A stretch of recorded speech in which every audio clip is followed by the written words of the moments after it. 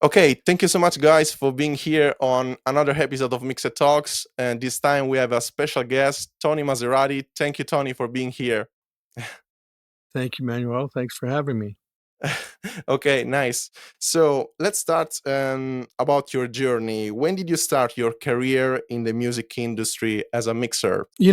Honestly, I went to Berklee College of Music. I graduated from their music production and engineering department, which I'm actually now a professor at. And then I moved to New York. I worked in a major facility, trained under the folks who work there, the older folks who work there, trained under the engineers who came through there, and then actually the studio closed. What I did was I started booking time. At the time I only had one client, and all the studio managers got to know me. So when my client kind of went elsewhere, they had moved, I called up the studio managers that I had made friends with, and they would book me that they didn't have an engineer for, and it worked out great. And then I got more and more clients, and I still wouldn't really consider myself an engineer by that point. I was just I was getting paid to be an engineer, but I was still learning. And then eventually got better and better,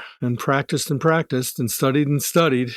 Got in with some good producers, some good writers. So I kept after it, of course. Like any business, you've got to keep after it. Definitely. I was on going more in deep about the technical side about mixing. When starting a mix, what's the first element you focus on? I tend not to focus on an element, more precisely focus on the vibe, I guess, or by the reference mix, and just try to get an idea of what the point is, what the song is about. And I make notes about things that I think I can do. If I like something, I'll write, love the bass, don't touch it. And I'll keep playing it that way. And then when I sit down to work, after my assistant has prepped it for me and got all my outputs correct and that sort of thing, I tend to just start working without stopping. I try not to solo, but sometimes you have to solo just to find out what each instrument is, because you can't read the names. And I'll just keep playing. And I'll start working on things in a very broad way. So mostly doing subtractive equalization. If something needs a little bit of compression, I'll do some leveling, and I'll just keep working like that for probably 2 hours before I really start thinking about, well, what kind of effects do I want? What, I might separate the vocal into sections. I might separate anything into sections. Whatever I think needs to be slightly different from section to section, I'll just duplicate the track and create a different sounding thing. And a lot of it is just getting familiar with what the song is about and what the tracks do. Okay. Which characters in the track I want to focus on. Do you have any favorite plugins or gear you always reach for? I do. I have a lot of favorite plugins. There's just nowadays there's just a barrel full of plugins that you can go to. Sometimes I'm given a Pro Tools session. I'll go through and edit their work if I feel it's necessary. I might just make things inactive. But generally, my favorites are the standard favorites that everybody loves: the Waves, the UAD, Sound Toys, the Mic DSP. I've got a Mic DSP. I got to look at it because I don't remember the digital compressors that are controlled through a plugin. APB, sorry. The APB that Mic DSP makes is just great. There's very few that I don't. I mean, I still use Bomb Factory stuff. Do you prefer using multi-band compressors over classic compressors for specific mix elements? Or maybe, I don't know.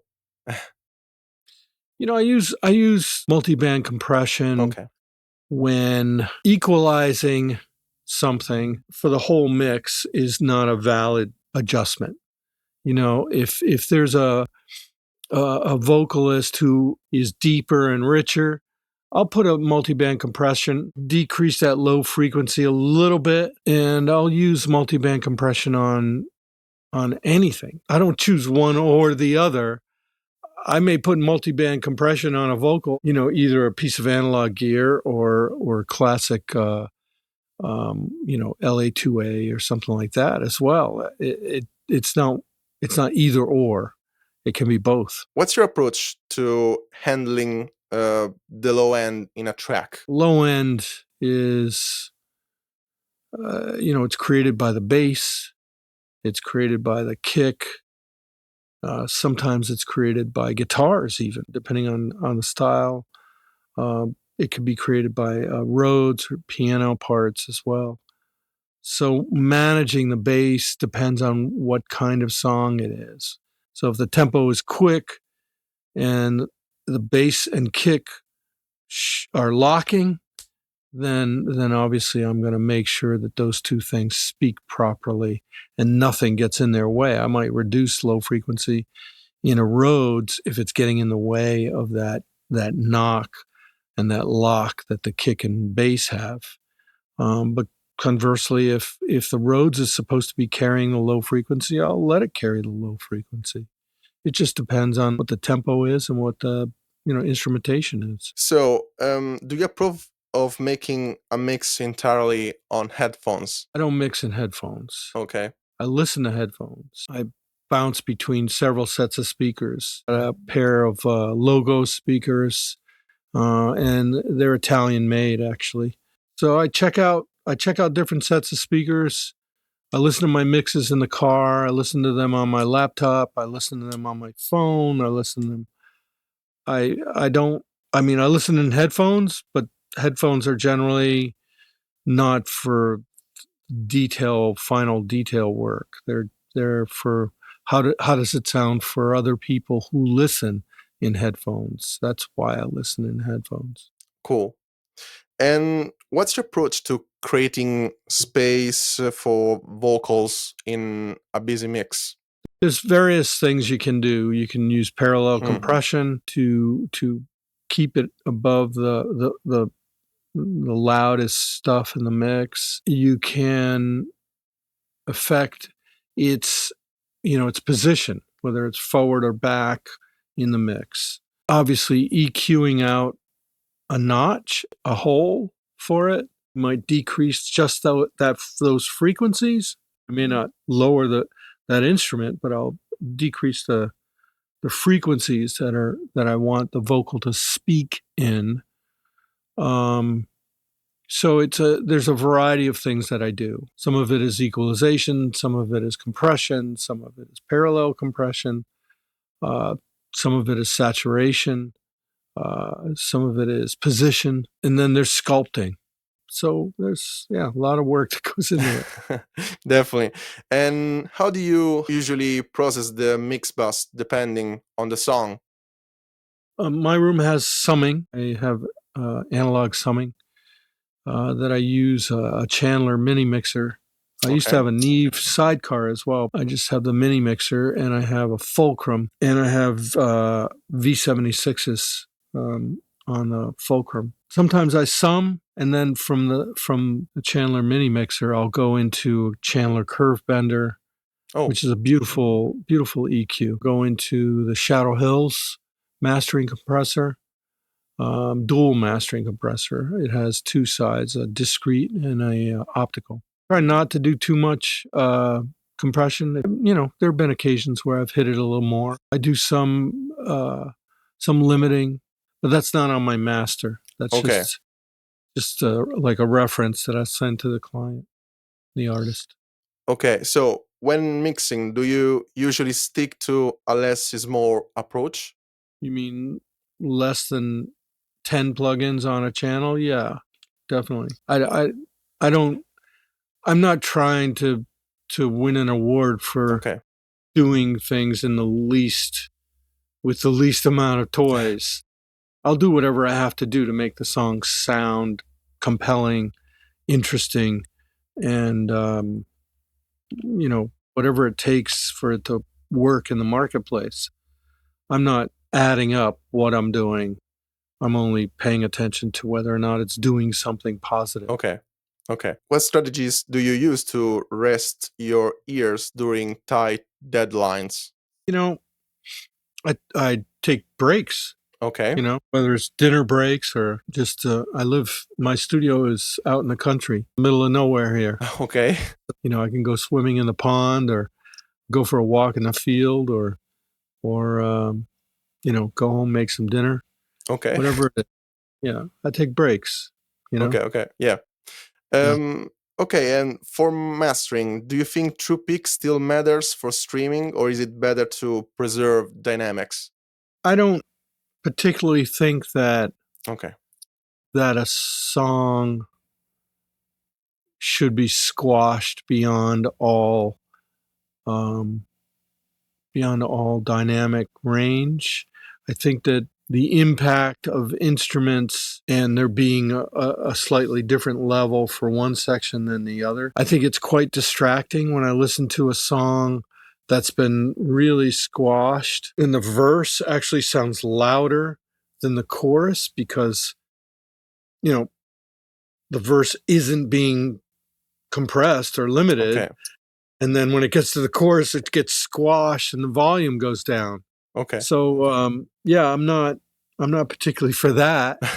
Um, but I do live in the real world, and I need to make sure that my mixes sound exciting and compete with other material. Speaking about effects, how do you approach reverb and delay on vocals in a mix? Reverb and delay on vocals is probably one of the most important things Okay. that tells the listener what the mood of the song is. Slow tempo or mid slow tempo. And the song is, perhaps a reflective, deep lyric and melody. You're not going to put a bright slap delay and a bright reverb. You're going to go for something that's a little more dark Okay. and something befitting the mood of the song. Everything depends on the tempo, depends on the mood, depends on the direction, depends on the vocal performance. So I'll use a reverb. I just did a record for an artist named Maggie Kerner, Oh, and cool. she she recorded everything, live. Oh, So in a case like that, I had to use oh, same reverb, same delay, you know, maybe adding a little bit here and there depending on the song, but because everything was recorded this exactly the same mic, same yeah. musicians, every song was the same. Basically, I kept it the same. The whole album is a bit moody, so I chose a slightly darker reverb and adjusted it based on the tempo, Oh, based okay. on the mood and things like Yeah. that. Speaking about business and career advice, okay. Uh, if you were building a studio from the ground up, and what advice would you give a young engineer to attract clients and grow the business? Good question. First of all, I don't think there is such a thing as a studio business Okay. anymore. Most studios exist by booking their time by the month. I don't know a lot of studios that make money booking by the day. There's a few. There's the Germano Studios in New York City, Okay. Jungle City in New York City. Um, East West Studios in LA, of course. Um, uh, the record plant closed down, but yeah, there's not a lot of studios that book by the day or by the hour. That life is over. When I book a studio, I'm booking for the week or I'm booking for the month. I Oh, mean, the last studio I booked, I was there for 10 years. It was all my gear, all my equipment. Um, they go to where their producer is, and the producer has their own space that people book studios. I mean, Josh Goodwin works out of Henson oh, in New York, in LA. I mean, he's been there for 5 years. You want to set up your gear like I have my gear set up here, and you don't want to move. okay. And How should a young engineer approach deals, and is it ever okay to work for free?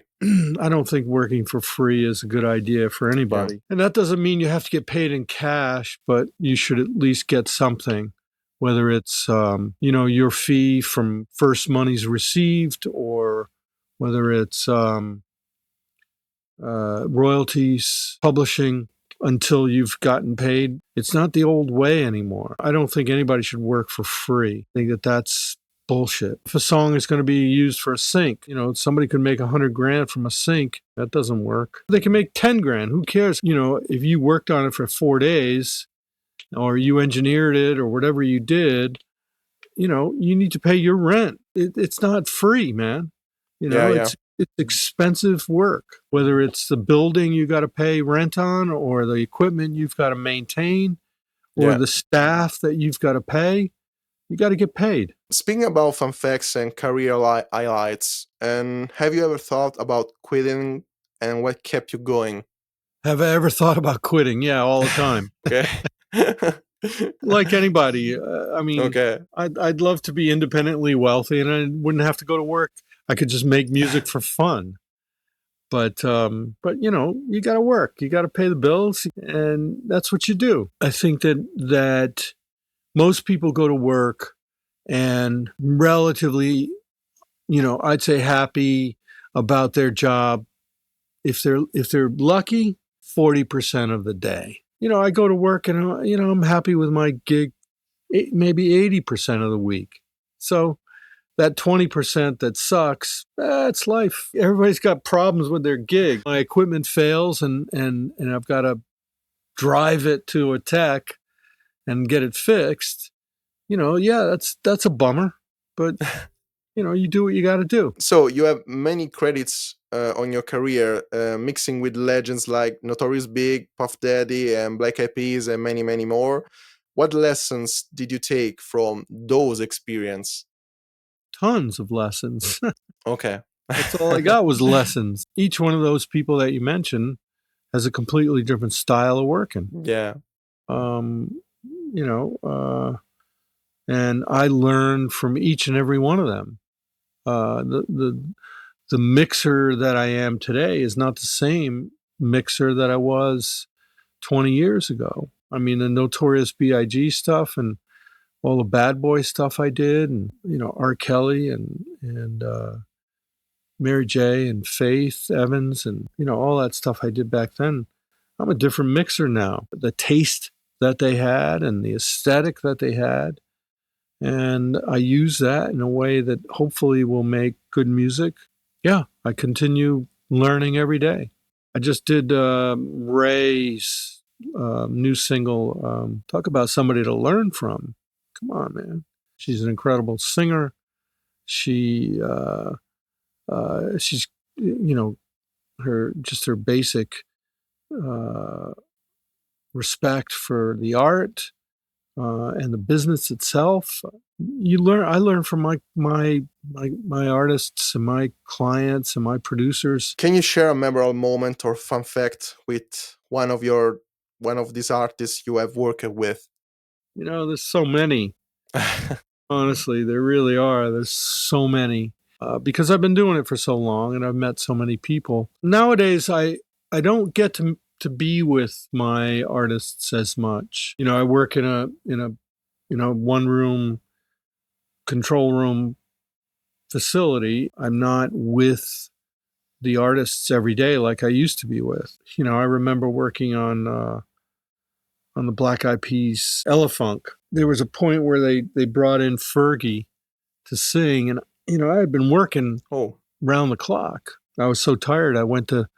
It was a record plant in LA, and I went to crash. And Will I Am was an engineer, in his own right, and he would, I would set up the mic and I would set up things, and he would engineer.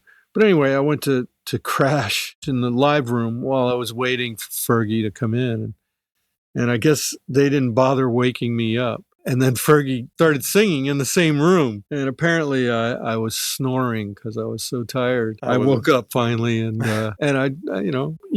people who I really enjoy being directly in contact with the collaborators of the work that I'm doing. This is good. This could be better. I went the wrong way here.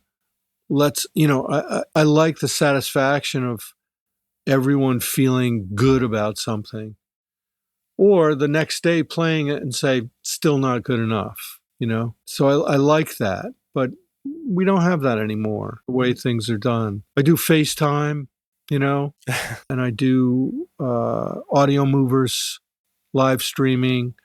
Waves has a streaming app as well now, which is great. Cool. So, I do that, and I FaceTime. And What advice would you give to your younger self and to engineers trying to build a career today? oh, you should have been a lawyer. My advice to my younger, because I was going to school thinking I was going to go be a lawyer. I should have been a lawyer. That's my advice. Serious.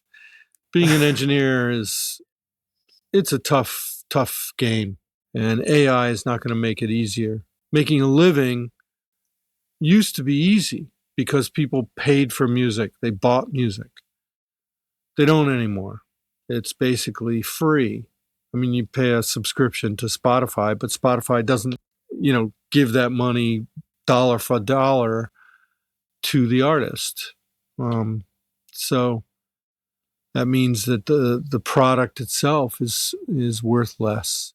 That's tough. It means if there's less money in the business itself, technically record companies are making substantial profits, but it doesn't really trickle down to the music makers. Producers can do okay, but it's tough. The engineers are making far less money. Just the average engineer who records and is in the room recording vocals and instruments every day is far less money than it used to be. Okay, got it. Okay, so thank you so much, Tony Maserati, for being here on another episode of Mixed Talks, and I hope to see you one day, maybe in Italy. I don't know. I'd love to come. Thanks. Yeah, you're welcome. Okay, thank you so much, Tony. Bye bye. Mixed Talks. Mix it, talk it.